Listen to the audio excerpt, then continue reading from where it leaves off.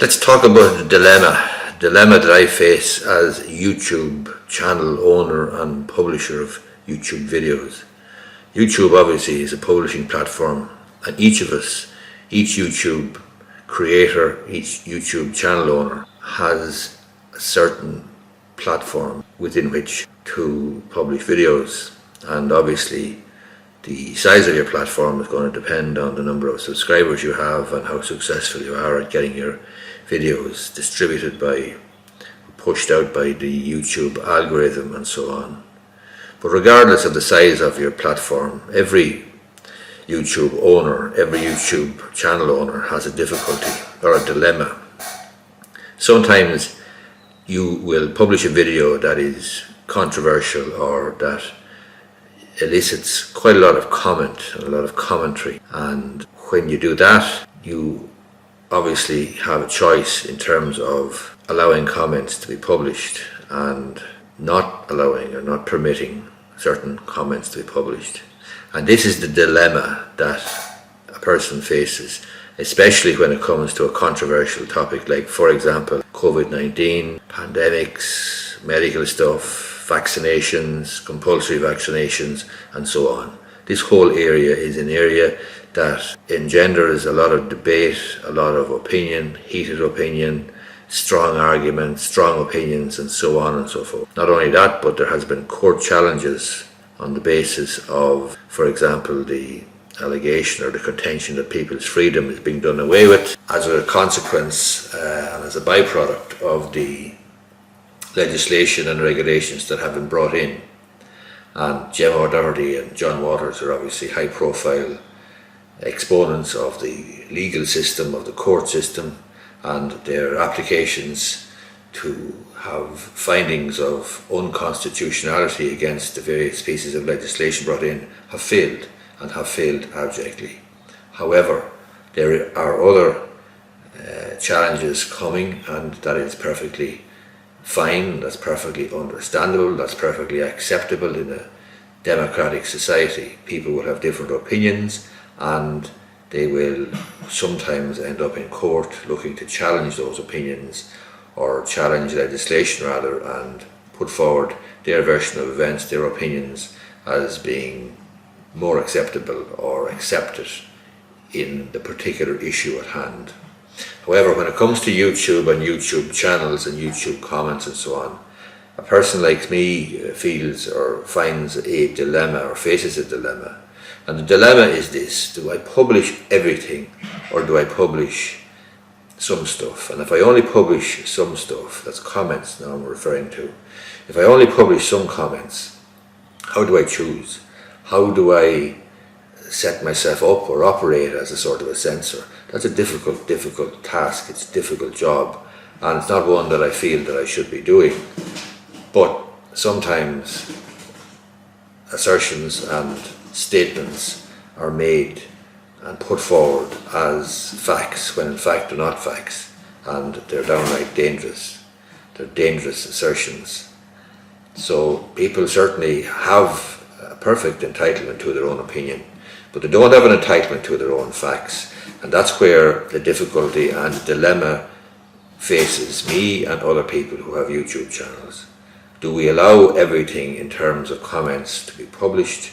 Is there a risk of doing that? Is there a risk of, for example, misinforming and misleading people who may be on the edge and may be in the middle, may have an open mind, and who are genuinely trying to find out information, and they are then subjected to and influenced by comments which are untrue, factually incorrect, with no basis in data or evidence or science?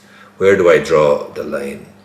It's clear to me in the last while that there is a significant body of people out there who have very strong views in terms of, for example, COVID-19, in terms of the lockdown, in terms of the government's response to it, the state's response to it, whether it's a real pandemic, whether it's a flu, whether it's this, that and the other. People have their own opinions, and that's fine. But the difficulty is when they attempt to wish facts into existence by simply making assertions. And no matter how often you make an assertion, no matter in what forum you make an assertion, no matter how genuinely you might feel about the assertion or whatever you're putting forward, the proposition, you cannot wish facts into existence. And therefore, it's a difficult situation for the likes of me publishing videos on YouTube, because some of us feel an obligation to inform, some of us feel an obligation to put forward the best material that we can by way of facts and argument and so on and so forth. And people are certainly entitled to different views, different opinions and so on, but they're not entitled, as I say, to their own facts. And that's where the line to be drawn and the line to be walked by a YouTube channel owner is a difficult one, because do we, as I say at the start of this video, simply allow all comments, even though they are absolutely batshit, to be published? And perhaps the argument is that conspiracy theorists and people with absolutely delusional views and opinions are given some outlet to publish them, and perhaps that's actually providing a service, even though you may, as a channel owner, believe that what is being put forward is nonsense. I may actually be providing some sort of a useful service in releasing or allowing those comments to be released, because if they're not, if they're censored, they're going to be pushed under the ground, and if they're pushed under the ground, then you may have an even greater difficulty as a society dealing with a huge number or large number of people who may feel that they've no voice, that they're disenfranchised and so on.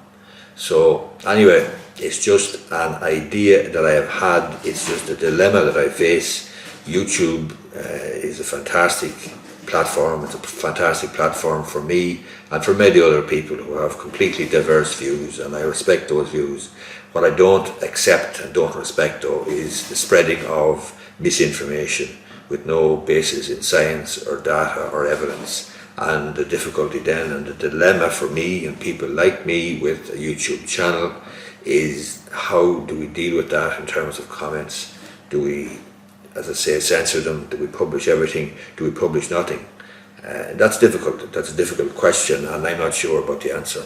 Anyway, I'd be interested, ironically enough, in the comment section to hear from you and to hear your view as to what I should be doing in terms of comments, what I should be doing in terms of assertions and political statements which are clearly untrue, with no scientific or evidential basis, and how am I supposed to face this dilemma or deal with it.